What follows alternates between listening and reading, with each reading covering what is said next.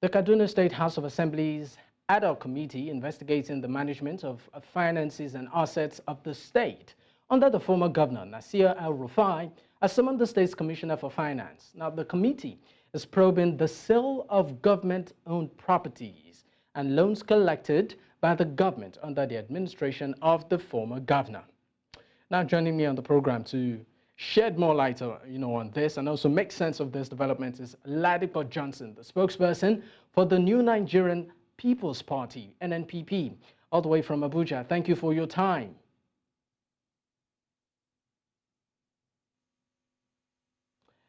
All right, Johnson, and of course, we also have Awwal Abdullahi Aliyu, political analyst and also public affairs commentator from Kaduna. Awwal and Johnson, once again, gentlemen, thank you for joining me on the program. Thank you.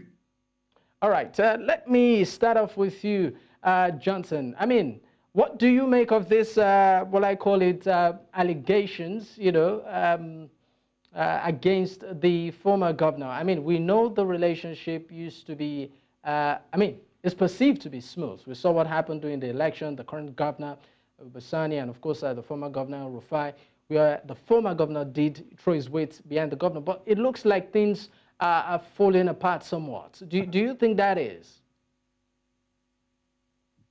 Well, it looks that way. One would wonder whether or not all that is unfolding in Kaduna State is politically motivated. But there again, we will not know for certain. Those who are in-house would know. I'm not a member of the party, the ruling party in Kaduna, so I'm not sure about what caused or what triggered the stance of the State House of Assembly. But it is obvious that they are bent on doing a thorough job. They have said that they will be, I don't want to use the word probe, they would be investigating the 8 years of the erstwhile governor's tenure. And it is a thorough job. They've approached the Federal Ministry of Finance. They've summoned the Honorable Commissioner for Finance, as you said. And they say they'll be looking at the loans, contracts, liabilities, etc., bank accounts. So it's a thorough job. You wonder the reason why, but there again, it is well within their rights to do so. All right. Let me go to Awwal right now. Awwal, what do you make of this? Well, thank you very much. Like you know, the governor of Kaduna State, Ubasani, and then the former governor of Kaduna State, Nasir El-Rufai, were bosom friends. I always want to say this because of its importance. They are bosom friends. And then while Nasir El-Rufai was the minister of FCT, he actually conversed for position for Ubasani to become the political advisor to former President Olusegun Obasanjo. And then when El-Rufai wanted to contest for the office of governor of Kaduna State in 2015, Ubasani was at the forefront. In fact, he was his director general of the campaign council of El-Rufai 2015. And immediately after the election was won, he appointed Ubasani as the political advisor to the governor. And as far as I can remember, he is one of the most powerful political advisors in the history of Nigeria, political advisor to a governor. Ubasani was one of the most powerful. He made the best use of that office. And then I know that El-Rufai allowed him to make the best use of that office. And then he was super political advisor. And so when then it is time for El-Rufai to loan money for infrastructural development of Kaduna State, again, then Sheikh Hussaini was the senator, and the likes of them, Hunqui and Co. They didn't allow that to happen. I recall El-Rufai destroying, demolishing Hunko's house. I recall the fight between El-Rufai and then Sheikh Husani, where he was called Megashi, where El-Rufai specifically mentioned in a gathering that they should look for him and use a bottle to barb his head, because he has a lot of hair on his head. That was why he called him Megashi. And then I also am aware of the gimmicks that played out for Obasani to become the Awwal, are you there? Kaduna Central, you know. I'm sorry, I need to take you back on something. You said you're aware of the gimmicks that played out for Obasani to become... Well, yes, when I mean the gimmick, because I was also part of the political arrangement in Kaduna State. I contested for, in 2019, I contested for the office of Governor of Kaduna State. Under the United Democratic Party, and then we had what was called the Kaduna State Governorship Candidate Forum 2019. Madam Nasir El-Rufai was part of it, and then I was unanimously elected by all the 32 candidates, governorship candidates of the 32 political parties that filled in gubernatorial candidate in Kaduna in 2019, including Madam Nasir El-Rufai of APC and Isa Ashuru of PDP. I was unanimously elected as the chairman of the Kaduna State Governorship Candidate Forum in 2019. So the El-Rufai then addressed me as my chairman. So that was why I say I was part of the gimmick. I know the game that played out as far as the political arrangement in Kaduna State was concerned. So will you say, Awwal, will you say what is going on right now, you know, between the current governor and the former governor in terms of reconciliation of the accounts right now? Would you call it more due process or a crack on the wall when it comes to their relationship? I think I had a similar interview either with your station or one other station. Okay, the other station is a Lagos-based station, 24/7. They call it, and they asked me a similar question. And as at that time, what I tried to do a reconciliatory presentation. I refused to actually mention what was going on because we didn't want the thing to escalate. As at that time, we were looking at the possibility of finding a soft landing for the bosom friends, so that the thing will not get to where it has gotten to now. But as it is now, there's nothing anybody will try to keep make administrative statement for it not to, because it can't change anything even if you try to do that. The reality is, like I said earlier, they are bosom friends, but there's a crack in the wall between them, even though up till this moment, Madam Obasani, the executive governor, refused to say anything personally. Also, El-Rufai refused to say anything personally. But what was actually going on is a crack in the wall between the two gentlemen, whether we like it or not. Because at the initial stage, the way I wanted to present it to the public was that it is a simple thing. A governor is elected. There's a claim that he's not living in the state, he's not always in the state, he's always traveling, and then that he did not continue with the work of his predecessor. So there was claims and counterclaims and complaint. And so he called in for a town hall meeting and tried to explain the reason why he cannot be able to stay back in Kaduna because he has to go and look for money to be able to work.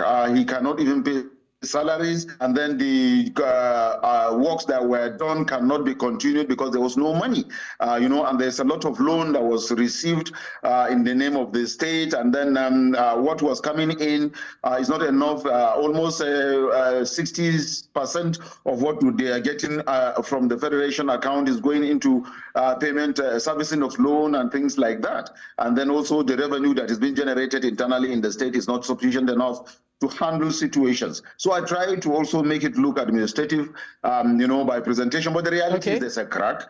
Okay. And then it's a very serious crack right now. But then if you look at it, like I said, what goes around comes around. I don't need to say this, but I have to say it. What goes around comes around. It is leadership, it is power. What you do to others, others will do unto you. I mean, I guess this is what is happening. Well, that's a big one there. You're talking about, well, I call it law of karma. You are saying what goes around comes around. I would like you to put it in a context, but I'll come back to you. I will come back to you on that. Just hold your thoughts on that one. Let's go to Ladipo Johnson right now, where, of course, in Kaduna State, your party is the opposition, but in Kano State, your party is the incumbent. Talking about the NNPP. Now, according to the Center for Democracy and Human Rights, it ranked Kano State recently as the worst governed and least performing state in the country. And the index, according to this particular organization, is that in terms of the quality of governance, accountability, transparency, appointees, the impact of policies on the citizens, across about 18 states, Kano State is the least performing, and your party is ruling there. What's your reaction? Well, the spokesperson, the Director General Media to the governor of Kano has answered that adequately. This so-called NGO is not even registered. It is probably a group of people assembled, according to him, by Ganduje, Abdullahi Ganduje, just to disparage the governor and the government of Kano. So it's really nothing to write home about. We won't spend time, waste time talking about what they've done. Look, Kano is definitely working at the moment. If you look at what he's doing in education, you have over 1,001 students already who have been sent fully paid overseas for their master's and PhD degrees. You have schools, you have free books, things going on in education, healthcare as well. So it's just, unfortunately, we have in our country people who can get up and say anything and do anything, and the system just allows them gives them the license to say what they choose. When they come to the press and they make statements, they are not asked questions about where they're coming from, what they're doing. You understand? So when you have a system that allows people with no proper trace, you can't trace them and everything, then you get all these sham reports and what have you. We are not disturbed by that at all. Everyone knows that Abdullahi Ganduje just last week stated that he believed that the NNPP is behind his travels. And so I'm not surprised he's doing, they claim that he's doing all what he's doing. Is the NNPP behind his travels, actually? Sorry? Is the NNPP actually behind his travels? Of course not. My brother, we have more important things to do. There are people going to the APC secretariat protesting. They know that Ganduje has the baggage, too much baggage to be the national chairman. And so they're doing that. So he has brought everything on himself. Kwankwaso does not have the time to look back and say that he wants to do anything to Ganduje. Neither does Governor Abba Kabir Yusuf. The man who is prosecuting Ganduje, the organization, anti-corruption organization, was appointed by Ganduje himself. So his problems are his problems, nothing to do with the NNPP. We are concerned about using Kano as a flagship of governance so that we will spread to other states of the country and bring good governance to the people.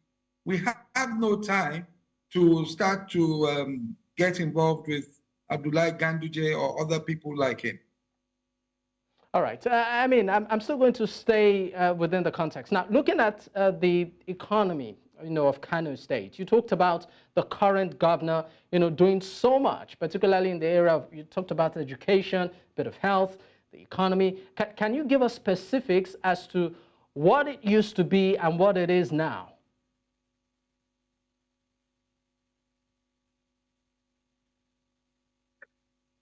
Yes. Can you hear me? Yes. Yes. Well, what used to be and what is now is what used to be, if you recall, is that someone sold so many government properties, higher institutions, to become shopping centers, allegedly to cronies, friends, family. That is what used to be. What used to be was that a lot of people in Kano was in darkness. I'm now talking about the street lights. A lot of things. And so you now have a government or a governor who is proactive and leading a government that is turning things around turning things in the right direction. Now, when you talk about the economy, you have to take the economy in the context of where we are at the moment in the country with the APC government that has run down the economy since May 29th. We hope things turn around. We hope things begin to improve. But Kanu has tried to ensure that its people keep moving despite and in spite of the way the economy is in the country at the moment. All right. So, yeah, sorry. I mean, I'm still going to stay with you, Ladipo Johnson. Now let's talk about the internal crisis or internal disagreement within the party. Now, recently, the founder of the party, that's the New Nigerian People's Party, a person of Dr. Boniface Onyeabunam, says the move by the former governor of Kano State, talking about Rabiu Kwankwaso, and the Kwankwansia movement to hijack the party structure is a betrayal of trust, right? I mean, my question to you is this: is all well within the NNPP in the first place? Yes, and let me say this very clearly. All is well within the NNPP. As we talk, I'm talking to you from the National Secretariat. Now, unfortunately, we had to suspend and expel Dr. Boniface Onyeabunam, one of the founders of the party. Let me quickly say that you know that party formation, membership of party, ownership of party is a collective. You know that. So when someone says to you, I founded a party, I have nurtured it for 20-something years, that statement is wrong. But we won't even argue that with you. Once you come together, you have a convention, you have NEC meetings, national executive meetings, depending on what your constitution says. That goes way above any certificate of incorporation or certificate of whatever you call it for a party. INEC will follow your constitution, your national executive meetings, and your conventions. This has been done in this case. Let me just quickly give you, I will say an example, something to think of. You get together, you form a business, right? Yeah. It is registered limited liability company. After a while, you decide to grow your business, and you now go and you put it on the Nigerian stock market, open to everyone. Dangote comes in, $10 comes in. They pump money into the stocks, into the shares that are on the open market, and they have a majority. What happens? So are you saying? Else. Are you saying that at the moment? What I'm saying is that we came into the NNPP. I came in as an individual. Everyone came in as an individual. Do you understand? When you've come in as an individual, you now continue because you have shared ideas, shared values, and you cannot have one person who will say that the decisions of NEC or of the National Working Committee, he will revokes the decisions single-handedly. Is that democratic? It's not even in the Constitution. And let me just quickly tell you that they've gone to court, and in about 4 of those cases, judgment has gone against them.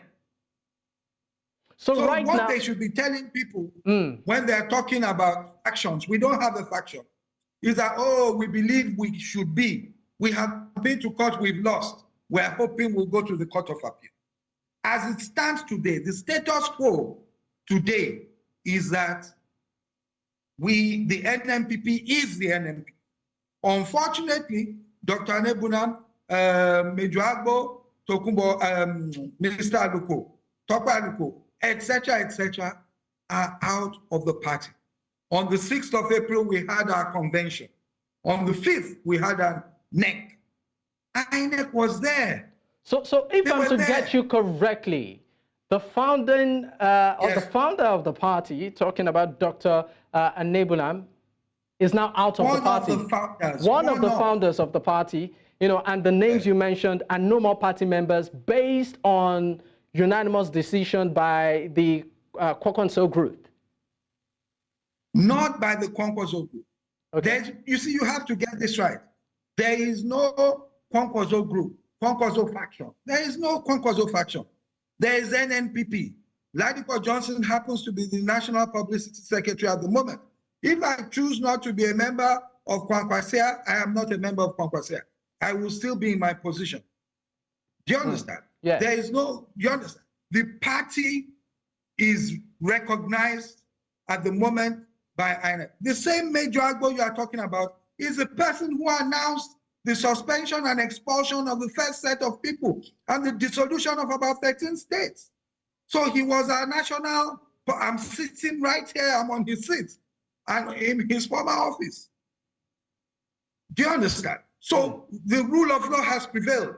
And you see, they are talking sentiments. And unfortunately, it seems that some people in the press might seem to be following the sentiments that, oh, there was a founder of the party and you've thrown him out. No one wants to throw anybody out. It's a political party. We need more people. But you can't have an individual saying that he is way and above the National Executive Committee of the party. It's ludicrous, and we will not allow it. And that is what happened. All right, Ladipo Johnson, I'll come back to you. Let me go back to Awwal. Awwal, let's talk about the way forward right now in Kaduna State. I mean, in the coming weeks, what do you project happening? You talked about an obvious crack being on the wall in terms of the relationship between the current governor and the past governor. Do we see a situation where, it will be amended and maybe it might just be Uhuru once again? Well, you will call it Uhuru. We hope it will be the Uhuru. But right now, what is going on is the probe. So to say, whether anybody likes it or not, whether you want to use the word probe or you don't want to use it, that is what is going on. The El-Rufai's administration from 2019 to 2023 is being proved. And then every contract, every money that was borrowed, every kobo that has been spent is being questioned and is being investigated. And naturally, I don't know how magical El-Rufai can be to escape this hammer. It's a very big sledgehammer that is about to knock off his head. And I wonder how he will escape this. But sorry, there are also speculations that the current governor was also part of the process, in terms of how these monies were borrowed, disbursed. It was privy to all of this. So right now, it appears to come out like, it wasn't aware. I mean, that's a bit contradictory. Exactly where I was coming from when I started the narration. That was why I was trying to give you a breakdown of the whole thing before you cut me off. I was trying to break down the whole thing to this very level that you are now asking me, because like I said, he was a political advisor. Then you have the likes of Hunkui and Sheikh Hussaini as the senator. Later, he was one way or the other. He has to be brought up to contest for the office of the Senate. And then he became the senator representing Central Zone, and paraventure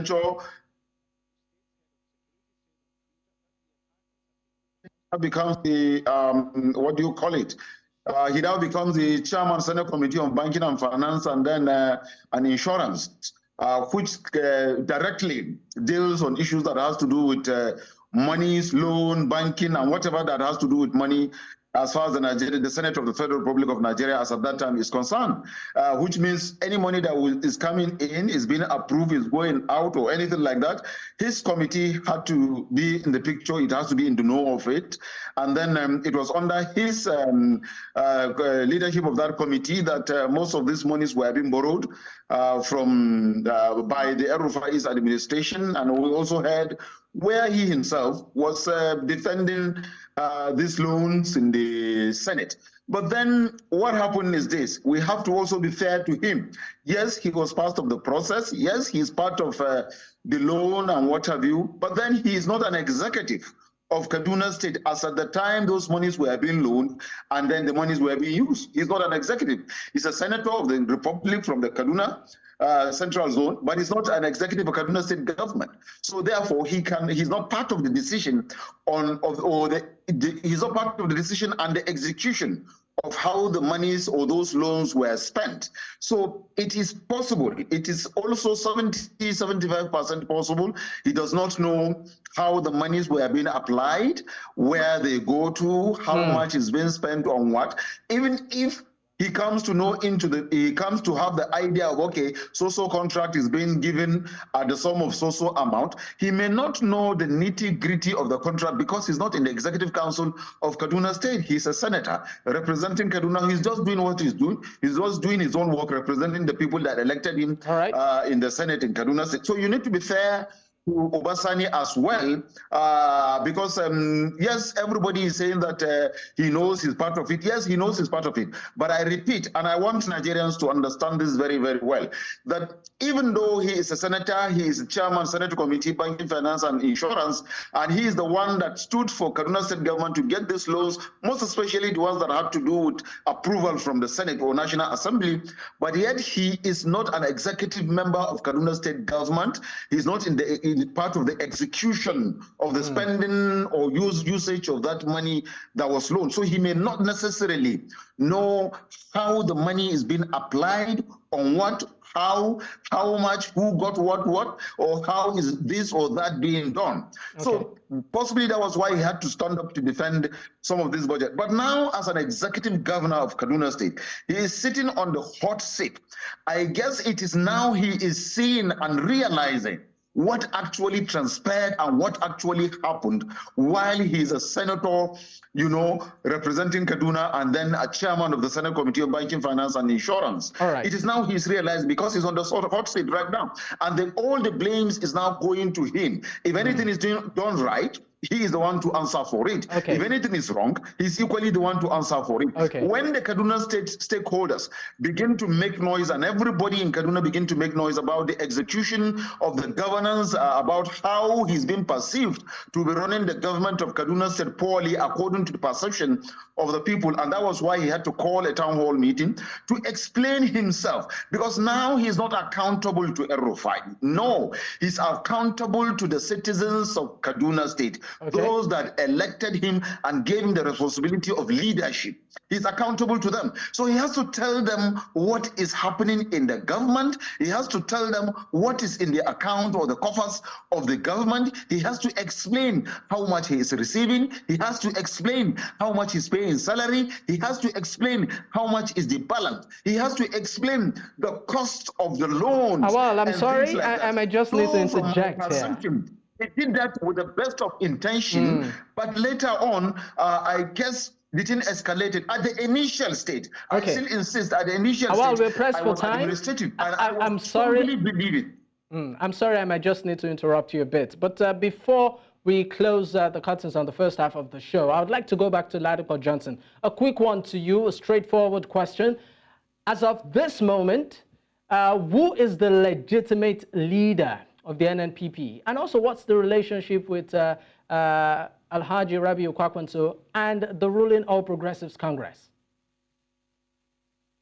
The leader of the NNPP as of today is Dr. Ahmed Aduji. He is the national chairman. The headquarters is at 11 Mahatma Gandhi, Area 11, Abuja. The relationship of Dr. Rabiu Kwankwaso and the APC is as it has always been. They're political opponents. They probably have mutual respect. If you're talking about his relationship with President Bola Ahmed Tinubu, they've been friends for ages. But we in the NNPP are continuing with our work. We're trying to, you see, after every election, you learn from your mistakes. We've looked at our mistakes, we've looked at our strengths.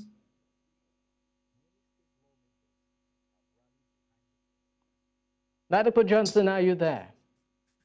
And weaknesses, and we're working on our weaknesses. Yes, I am. The network sees those. Okay, okay. Please, you may land. Yes, I don't know what you heard. Anyway, at the moment, we are working on our weaknesses. We're trying to improve on them to make sure that we're more broad-based party. We represent the people that support us, the masses of Nigeria. All right. We'll be a vibrant opposition party and we'll work towards 2027. All right. Thank you so much, gentlemen. Ladipo Johnson, spokesperson for the New Nigerian People's Party, NNPP, all the way from Abuja, and also Awwal Abdullahi Aliyu, political analyst and public affairs commentator from Kaduna. Once again, gentlemen, thank you for your time. And at this point, we'll go on a quick break. When we return, we will be going to South Africa, a country gearing up for its elections. Stay with us.